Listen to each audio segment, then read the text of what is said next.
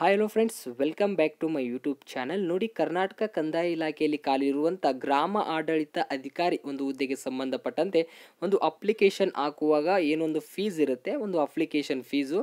ಆ ಒಂದು ಅಪ್ಲಿಕೇಶನ್ ಫೀಸರ ಅಲ್ಲಿ ಒಂದು ಪ್ರಾಬ್ಲಮ್ ಬರ್ತಾ ಇದೆ, ಅಂದರೆ ಇಶ್ಯೂ ಆಗ್ತಾ ಇದೆ. ಯಾವ ಕಾರಣಕ್ಕಾಗಿ ಇಲ್ಲಿ ಇಶ್ಯೂ ಆಗ್ತಾ ಇದೆ ಮತ್ತು ಯಾವ ರೀತಿಯಾಗಿ ಅದನ್ನು ಸಾಲ್ವ್ ಮಾಡುವಂಥ ಈ ಒಂದು ವಿಡಿಯೋದಲ್ಲಿ ನೋಡ್ಕೊಳ್ಳೋಣ. ಸೊ ಅದಕ್ಕೂ ಮುಂಚೆ ನಮ್ಮ ಯೂಟ್ಯೂಬ್ ಚಾನಲ್ ನೀವೇನಾದರೂ ಮೊದಲ ಬಾರಿಗೆ ವಿಸಿಟನ್ನು ಮಾಡಿದರೆ ಆದಷ್ಟು ನಮ್ಮ ಯೂಟ್ಯೂಬ್ ಚಾನಲ್ನ ಸಬ್ಸ್ಕ್ರೈಬ್ ಮಾಡ್ಕೊಳ್ಳಿ. ಅದೇ ರೀತಿ ಪಕ್ಕದಲ್ಲಿರುವ ಬೆಲ್ಲೈಕನ್ನ ಆನ್ ಮಾಡ್ಕೊಳ್ಳಿ. ಮತ್ತು ಇನ್ನೂ ನಮ್ಮ ಟೆಲಿಗ್ರಾಮ್ ಗ್ರೂಪಿಗೆ ನೀವು ಯಾರೂ ಜಾಯ್ನ್ ಆಗಿಲ್ಲ, ಬೇಗನೆ ನಮ್ಮ ಟೆಲಿಗ್ರಾಮ್ ಗ್ರೂಪು ನಾನು ಡಿಸ್ಕ್ರಿಪ್ಷನ್ ಬಾಕ್ಸ್ಗಳಿಗೆ ಕೊಟ್ಟಿರ್ತೀನಿ. ಅದ್ರ ಮೇಲೆ ಕ್ಲಿಕ್ಕನ್ನು ಮಾಡಿಕೊಂಡು ನಮ್ಮ ಟೆಲಿಗ್ರಾಮ್ ಗ್ರೂಪಿಗೆ ನೀವು ಅಲ್ಲಿ ಜಾಯ್ನ್ ಆಗಿ ಅಲ್ಲಿ ಮೋರ್ ಇನ್ಫಾರ್ಮೇಷನ್ ಜೊತೆಗೆ ಎಲ್ಲ ಮುಂಬರುವ ಸರ್ಕಾರಿ ಹುದ್ದೆಗೆ ಸಂಬಂಧಪಟ್ಟಂತೆ ನೋಟಿಫಿಕೇಶನ್ ಬರ್ತಾ ಇರ್ತವೆ. ನೋಡಿ, ಏನು ಒಂದು ಗ್ರಾಮ ಆಡಳಿತ ಅಧಿಕಾರಿ ಹುದ್ದೆಗೆ ಸಂಬಂಧಪಟ್ಟಂತೆ ಈಗಾಗಲೇ ಒಂದು ಅರ್ಜಿ ಇಲ್ಲಿ ಪ್ರಾರಂಭವಾಗಿದೆ.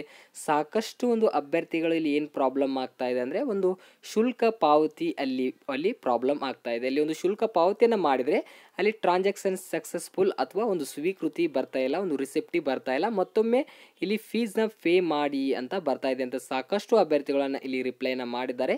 ನೋಡಿ, ಮೊದಲೇದಾಗಿ ನಿಮಗೆ ಇದು ಯಾವ ಕಾರಣಕ್ಕೆ ಆಗ್ತಾ ಇದೆ ಅಂದರೆ, ಒಂದು ಟೆಕ್ನಿಕಲ್ ಇಶ್ಯೂ ಆಗಿರುತ್ತೆ. ಅಂದರೆ ಇಲ್ಲಿ ಟೆಕ್ನಿಕಲ್ ಇಶ್ಯೂಯಿಂದ ಈ ಒಂದು ಶುಲ್ಕ ಪಾವತಿ ಈ ರೀತಿಯಾಗಿ ಆಗಿದೆ.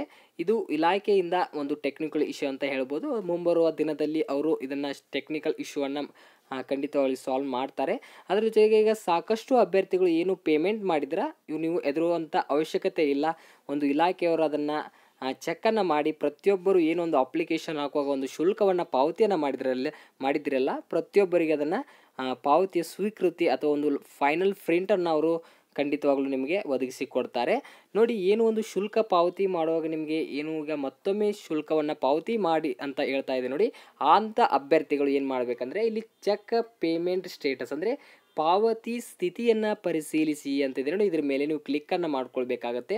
ಅಂದರೆ ಈಗೇನು ಪೇಮೆಂಟ್ನ ಮಾಡಿದರೆ ಇದೊಂದು ಟೆಕ್ನಿಕಲ್ ಇಶ್ಯೂವಿಂದ ಮತ್ತೊಮ್ಮೆ ಪೇಮೆಂಟ್ನ ಮಾಡಿ ಅಂತ ಬರ್ತಾ ಇದೆ. ನೀವು 2 or 3 days ನೀವು ಚೆಕ್ ಮಾಡ್ತಾ ಇರಲೇಬೇಕಾಗತ್ತೆ. ಈಗ ಎಕ್ಸಾಂಪಲ್ ಯಾವ ರೀತಿಯಾಗಿ ನೀವು ಚೆಕ್ ಮಾಡ್ಕೊಳ್ಬೇಕಂದ್ರೆ, ಇಲ್ಲಿ ಚೆಕ್ ಪೇಮೆಂಟ್ ಸ್ಟೇಟಸ್ ಇದೆಯಲ್ಲ, ಇದ್ರ ಮೇಲೆ ನೀವು ಕ್ಲಿಕ್ಕನ್ನು ಮಾಡ್ಕೊಳ್ಳಿ. ಇದ್ರ ಮೇಲೆ ಕ್ಲಿಕ್ಕನ್ನು ಮಾಡ್ಕೊಂಡು ಇಲ್ಲಿ ಒಂದು ಅಪ್ಲಿಕೇಶನ್ ID ಮತ್ತು ಒಂದು ಡೇಟ್ ಆಫ್ ಬರ್ತ್ನ ಹಾಕ್ಕೊಳ್ಬೇಕಾಗತ್ತೆ. ಹಾಕೊಂಡು ನೀವು ಏನು ಮಾಡಬೇಕು, ಇಲ್ಲಿ ಸಬ್ಮಿಟ್ ಮಾಡಿದರೆ ನಿಮ್ಮ ಒಂದು ಪೇಮೆಂಟ್ ಸ್ಟೇಟಸ್ ಬರುತ್ತೆ. ಪೇಮೆಂಟ್ ಸ್ಟೇಟಸ್ ಅಂದರೆ ಸಬ್ಮಿಟ್ ಮಾಡಿದ ತಕ್ಷಣ ನಿಮಗೆ ಇನ್ನೂ ಒಂದು ಪೇಮೆಂಟ್ ಆಗಿಲ್ಲ ಅಂದರೆ ಪೆಂಡಿಂಗ್ ಆಗಿದೆ ಅಂದರೆ ನೀವು ಮತ್ತೆ ವೇಟ್ ಮಾಡಿ. 1-2-3 days ನೀವು ಇದೇ ರೀತಿಯಾಗಿ ಚೆಕ್ಕನ್ನು ಮಾಡ್ಕೊಳ್ಳಿ, ನಿಮಗೆ ಅಪ್ಡೇಟ್ ಆಗುತ್ತೆ ಇಲಾಖೆಯಿಂದ. ಅದೊಂದು ಟೆಕ್ನಿಕಲ್ ಇಶ್ಯೂ ಆಗಿದ್ದರಿಂದ ಈ ಕಾರಣಕ್ಕಾಗಿ ಈ ಒಂದು ಪೇಮೆಂಟು ಇಲ್ಲಿ ಸಕ್ಸಸ್ಫುಲ್ ಆಗ್ತಾ ಇಲ್ಲ. ಈ ರೀತಿಯಾಗಿ ಯಾವ ರೀತಿಯಾಗಿ ಇಲ್ಲಿ ಚೆಕ್ ಮಾಡ್ಕೊಳ್ಬೇಕಂದ್ರೆ ನೋಡ್ಕೊಳ್ಳೋಣ. ನೋಡಿ, ಈ ರೀತಿಯಾಗಿ ನಿಮ್ಮ ಒಂದು ಅಪ್ಲಿಕೇಶನ್ ID ಮತ್ತು ಡೇಟ್ ಆಫ್ ಬರ್ತ್ನ ಹಾಕೊಂಡು ಸಬ್ಮಿಟ್ ಮೇಲೆ ಕ್ಲಿಕ್ಕನ್ನು ಮಾಡ್ಕೊಳ್ಳಿ. ನಿಮ್ಮ ಒಂದು ಪಾವತಿಯ ಸ್ಥಿತಿಯಲ್ಲಿ ನಿಮಗೆ ಇಲ್ಲಿ ಪರಿಶೀಲನೆ ಆಗುತ್ತೆ. ನೋಡಿ, ಏನು ಇಲ್ಲಿ ಹೇಳ್ತಾ ಇದೆ ಅಂದರೆ ಟ್ರಾನ್ಸಾಕ್ಷನ್ ಸಕ್ಸಸ್ಫುಲಿ ಅಂತ ಈಗಾಗಲೇ ಬರ್ತಾ ಇದೆ. ಈ ರೀತಿಯಾಗಿ ನೀವು ಚೆಕ್ಕನ್ನು ಮಾಡ್ಕೊಳ್ಳಿ. ನಿಮ್ಮ ಒಂದು ಏನು ಪೇಮೆಂಟ್ ಇದೆ, ಒಂದು ಟ್ರಾನ್ಸಾಕ್ಷನ್ ಇದೆ, ಏನು ಫೇಲ್ ಆಗಿದೆ ಅಥವಾ ಪೆಂಡಿಂಗ್ ಇದೆ ಅಥವಾ ಸಕ್ಸಸ್ಫುಲ್ ಆಗಿದೆ, ಇಲ್ಲಿ 3 ರೀತಿಯ ಆಪ್ಷನ್ಸ್ಗಳು ಬರ್ತವೆ. ಸಕ್ಸಸ್ಫುಲ್ ಅಂದರೆ ನೀವು ಪ್ರಿಂಟೌಟ್ನ ತೆಗೆದುಕೊಳ್ಬೋದು, ಆದರೆ ಪೆಂಡಿಂಗ್ ಇದ್ದರೆ ನೀವು 2 or 3 days ವೇಟ್ ಮಾಡಿ. ಏನಾದರೂ 2 or 3 days ಬಂದಿಲ್ಲ ಅಂದರೆ ನಾನು ಇಲಾಖೆಯವರು ಸಂಪರ್ಕಿಸ್ತೀನಿ ಮತ್ತು ಈ ರೀತಿಯಾಗಿದೆ ಮುಂದೆ ಏನು ಮಾಡಬೇಕಂತ ನಮಗೆ ಖಂಡಿತವಾಗಿ ಇನ್ನೊಂದು ವಿಡಿಯೋನ ಮಾಡ್ತೀನಿ. ಸದ್ಯಕ್ಕೆ ನೀವು ವೇಟ್ ಮಾಡಿ ಮತ್ತು ನಿರಂತರವಾಗಿ ಚೆಕ್ಕನ್ನು ಮಾಡ್ಕೊಳ್ಬೇಕಾಗತ್ತೆ ಒಂದು ಪಾವತಿಯ ಸ್ಥಿತಿಯನ್ನು. ಸಾಕಷ್ಟು ಅಭ್ಯರ್ಥಿಗಳು ಈ ಒಂದು ಹಂತದಲ್ಲಿ ತೊಂದರೆ ಆಗ್ತಾ ಇದೆ, ಅದಕ್ಕೆ ನಾನು ಈ ವಿಡಿಯೋನ ಮಾಡಿದ್ದೀನಿ.